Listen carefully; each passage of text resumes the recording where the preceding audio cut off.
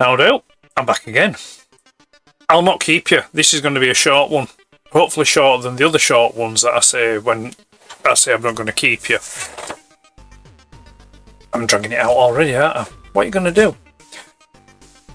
You may have noticed just here we have the Spectrum from Retro Games. I got this a while ago. I've used it maybe once or twice, but other than that it's been in the box. It's a great machine, no complaints. It's just that I have many of the originals that I can use in its stead. However, there are options for it. The first option was this. A gamepad. So you can play games with a gamepad, which was nice. I've not opened this. This is still sealed. I have used it, but not this one. One, it's identical, but it's in white and it comes with the A500 Mini. So I know what it's all about, how it works. It's not exactly for me because I'm not over keen on the button layout, but because it's a peripheral that is meant to go with the Spectrum, I picked it up and it was cheap money as well, so why wouldn't you? Pop that there. Retro Games have done another peripheral for it.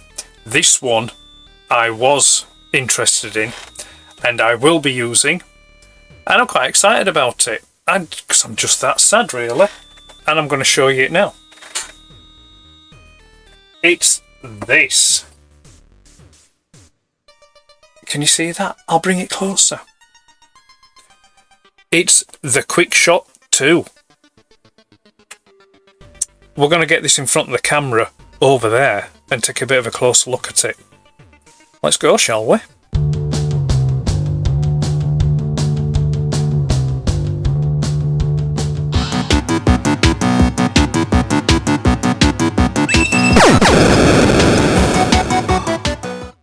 Right, we've got the QuickShot 2 here in the box in front of us, ready to go. We've also got the ruler, all ready and waiting. It's a shame really that you weren't here yesterday because I'm actually re-recording this. I recorded, which was, if I say so myself, a rather wonderful little look at of this joystick, but then when I came to edit it, there was quite a lot of interference on the microphone, which was a little annoying to say the least. So I'm back again today to go through it again, and I kind of get the feeling that it's not going to be as good. I'm probably going to forget to say a lot of things that I said then, but we'll do our best. I'll move the ruler out of the way. We don't need it just yet because I'm not going to open the box up. We're going to take a little look around the box. So front and centre we have a photograph of the joystick itself. We have a nice little bang notification there telling us that it's got an auto fire switch. How remarkable and very futuristic for 2026. Although, to be fair, back in 1983 it was a thing. It tells us that it's a QuickShot 2, and it also tells us that it fits most popular games and computer systems. It's USB connectivity, and it's by Retro Games. They are the makers of the Spectrum, which you'll probably have seen me talk about, or even, I actually haven't done a video of it playing on it. They also did the C64 Mini, the actual full-size C64, and the the Amiga A500 Mini. And they've done various other peripherals as well. So they've been around for a while, and they've done some good quality retro gaming stuff. On this side, we have a breakdown of the features of the joystick. So there's got 2 fire buttons. There's a comfortable grip. You need a comfortable grip around your shaft. It's very important. We have function buttons. There's precise direction, which is a good feature for a joystick. You want your character that you're controlling to go in the direction that you're pointing the stick. Built-in stability via suction cups, and then again it's telling us about this auto fire switch to the rear. On the back of the box, we've got this rather nice technical drawing kind of thing going off, which I do like that. And then we've got some blurb here, QR code, which takes you to the website. And yeah. On the other side here, we have, again, a photograph of the joystick, telling us what it is, retro games, etc. On the bottom of the box, we have a big fat grey nothing. And then to the top, we have this line drawing, almost like a schematic kind of drawing of the joystick from above, and I do like that as well.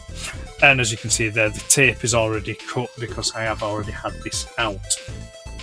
I needed to. I had to take it out and take a look at it and make sure everything was okay. I didn't want to do it on this video here to open the box and find out that it's broke into, or it isn't actually a joystick that's in there. Maybe just I don't know, a Furby or something like that, which would be very unfortunate. Okay, we're bringing back in the ruler, and we're going to open this box up. There we go. Nicely does it. We won't need the ruler again, so we'll just pop it to one side there. There we go. Okay. Opening up. We've got this here. Right, I'm going to learn from yesterday because I'd fiddled about trying to get it out, and then I realised if I just pull it up like this, it should bring that card up enough so I can grab a hold of it. And, oh, excuse me, I've just knocked the camera there. And I can pull it out. Right, let's get rid of the box to that, so we don't need that now. And we'll get rid of this bag that's protecting the cable. We don't need that. And there we go. There's the joystick, the Quickshot 2 by Retro Games. Initial thoughts? It looks like the Quickshot 2. Let's grab a hold of it, shall we? Yeah, it actually feels like the Quickshot 2 as well. It feels like the original. How do you know that it feels like the original? This is what I can hear you ask or think. Well, the reason why I know is because I have an original one here. I shall plonk them side by side. Look at that. So initially, off the bat, yes, they look pretty much identical. We've got the same shape and button layouts, apart from in the newer version we have these function buttons. We don't have them on the original one, which makes sense. It's not going to have them. They are pretty much the same size. There's no difference size-wise there. I think, yeah, on the new version, there's no gap in the plastic moulding like what there is on the original. But that would be a nitpick. The screws are in the same place. There's moulding on the grip as well. And then round the front, we've got the cable coming out of the same place. Cables are different, like I mentioned. We've got USB connector on the new one. On the old one, it's the old 9-pin, the D9 9-pin connector, which was the standard for joysticks back in 1983, or well, early 80s, late 70s, early 80s. I believe this type of connector was first used on the Atari joysticks for the VCS, which incidentally, the Quickshot here will work on the Atari, and the Atari joystick will also work on the Spectrum with a suitable interface. So, yeah, so that's that. Before I talk a little bit more about the new, I will just talk a little bit more about the old. So the original Quickshot 2 joystick was produced by Spectra Video, and we have the Spectra Video logo on the joystick at the top here. And we also have it on the underneath, giving you the model number, where it was made, etc. And patent was pending at that point. But yes, like I say, it was first released in '83, and pretty much it was a staple up and down the UK in households that had a microcomputer, whether it was a Spectrum, a BBC, an Acorn, whatever you had, you pretty much guaranteed that one of you or someone would have had a Quickshot 2, or at least a Quickshot 1, or one of its contemporaries. And they were a good quality joystick. Some people felt they felt a bit cheap. I mean, they were a decent price point for back in the 80s. There were joysticks that were more expensive, there were joysticks that were cheaper.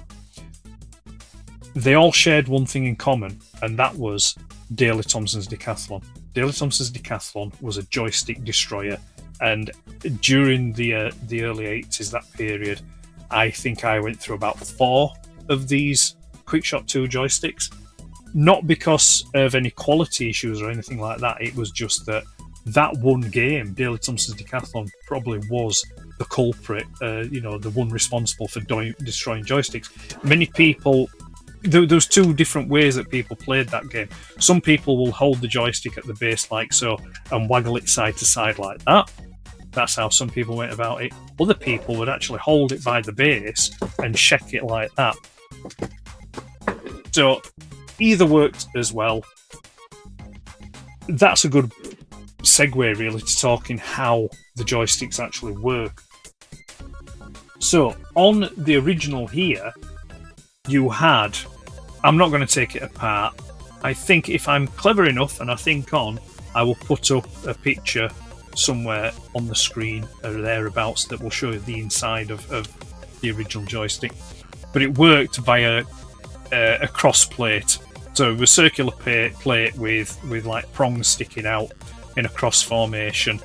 And when you move the joystick, this plate would then make contact with contacts on the PCB. And that's how the movements was achieved. For the fire buttons, you had 2 convex discs, so there'll be one here and one at the top, because these red moulded buttons would have like a nipple on them. So when you press the button, and if I get it close enough, you might have heard that clicking noise. That's the convex disc being compressed down, and that would then, again, there was a small PCB in here, and it would make contact, and that's what you would do with. So that's how you would fire. These buttons didn't work independently of each other. So if you were, I don't know, say playing something like Space Invaders, pressing that button or pressing that button would do the same thing. It wouldn't be a case of that would be missiles and that would be guns. That's not how it worked back then. It was just literally for whichever you wish to, prefer to use. And then, like I said, then the auto fire button at the back, that literally all that did, when you switched that on, that would just basically close the circuit for the fire buttons and tell the PCB that the button was being permanently held down, and you would get an auto fire thing out of it that way. And so that's basically how the original worked. The new one, again, I did look for some images of the interior of this, and there is a short video on the official website, but the video isn't suitable enough to take screenshots from, so I didn't bother, but I will describe. In here we have, again, similar shaped PCB to what's in the original, but it works off micro switches, and you probably can't hear, but you've got kind of a nice ratchety kind of clicking noise, whereas on the original there's no noise at all. The only noise you get is from basically plastic rubbing against plastic. You can't actually hear any noise of the contacts coming down. There's micro switches in for the function buttons here on the side. My assumption is that the auto fire button will work pretty much the same way. It will close the circuit on the PCB, allowing auto fire to take place. What I do find interesting on the new one is that it certainly sounds like, anyway, that they have gone for the same technical function, or the way that it's put together as the original. If I bring it closer to the camera and the microphone, it's making the same noise, and the resistance on it actually feels the same. So I'm wondering if they have used the same small PCBs with the convex discs for up here. If they have, that's brilliant, is that, because it's acknowledging that some things, how they were done in the past, is they're not broke, so don't fix them. Yeah. So that's how that works. Let's compare the two as in how they're built. As you can see then, yes, they're identical. The new one has a bit of a more matte finish than what my original one does. I'm going to put that down to age and use, and also I do clean. I don't have a box for this, so this is kept out on the side, and I do use it very occasionally. I've never been much of a joystick user. I tend to use keys, but it's out there, and I will use it from time to time, if for nothing more, just to make sure that it's still working. So when I do clean it, it does get a bit of Mr. Sheen on it. So that's what I'm going to attribute to why it looks a little bit more glossier than the original. I'm pretty sure that back when this was new, it would have had a kind of a matte finish to like what this does. So the auto fire button's in the same place. The moulding is slightly different. That's not exact. The spacing on the bars here is different, and the text is different as well. But like I say, the main shaft of the joystick and the grip handles are identical. They're both the same size. The buttons are the same and work and sound the same. We've got the grip handles here that again are the same dimensions. The base as well is the same dimensions. And then underneath, we have all the blurb. The modern blurb. Let's just turn it the right way around. You got the modern blurb as opposed to the original Spectra video blurb, and then the suction cups on the newer version look like they would work a lot better than the originals. The original ones are a bit more compressed, again through use and age. And that's pretty much it. That's all we can say about it. At the end of the day, it is just a joystick. You use it to play games and you press up and down, left and right, and you fire. It's as complicated as that. I haven't tested it as yet, and I've not used it as yet.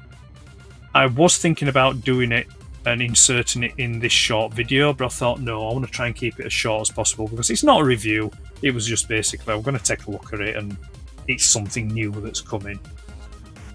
What I think I might do is I might slot in an upcoming Syntax Era stream, and I might use it on one of those. I might build the stream around playing on the Spectrum by Retro Games, where I can use this and use it in playing some of the games. I haven't decided yet, but with it being USB connectivity and looking at the technical specifications on the Retro Games website, it looks like I can hook it up to the PC and use it through the PC as well. I'd be interested to know, I might test it out actually, but I'd be interested to know if I could plug it into the Xbox and use it on the Xbox. There's no D-pad, so I'm wondering, we've got the function buttons, the home button, the menu button, X, Y, L and R, so there could be, I don't think it's going to, I certainly couldn't use it for a game, say like GTA Online. But maybe some retro games that are playable on the Xbox, I could use it on that. I don't know. I'll look into that, and maybe I'll do something on that again on the Syntax Era thing. Okay, that's enough. I'm just going to hand back over to myself, and we'll get this wrapped up. Okay then, and that's it. I've put everything away now. It's all back in the box, back on the shelf. But yeah, it's a great joystick. It does feel and handle like the original in the what I was doing there in front of the camera. Like I say, mirroring what I said there, I've not actually plugged it in and played and used it, so I don't know how it performs versus the original in that respect. But I'm going to assume it's probably going to be more responsive with it using the micro switches as opposed to the metal plate on contacts. But time will tell. Like I say, I think I will do a test of it, or use it when I next do a Syntax Era live stream.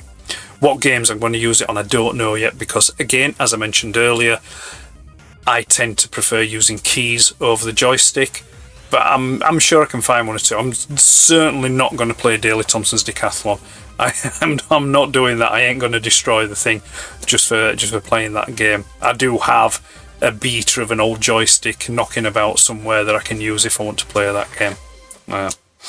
Okay, that's it. I'm going to get out of here now. I appreciate you watching, and I hope it was of interest to you. If you liked it, do the usual things. And yeah, I suppose I will see you when I see you. So goodbye for now. Take care. All the best.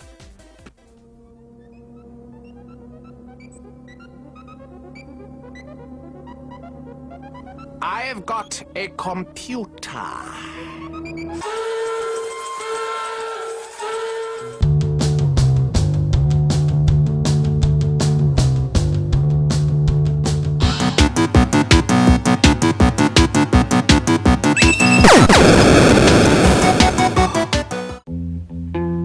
Volt's a fucking icon.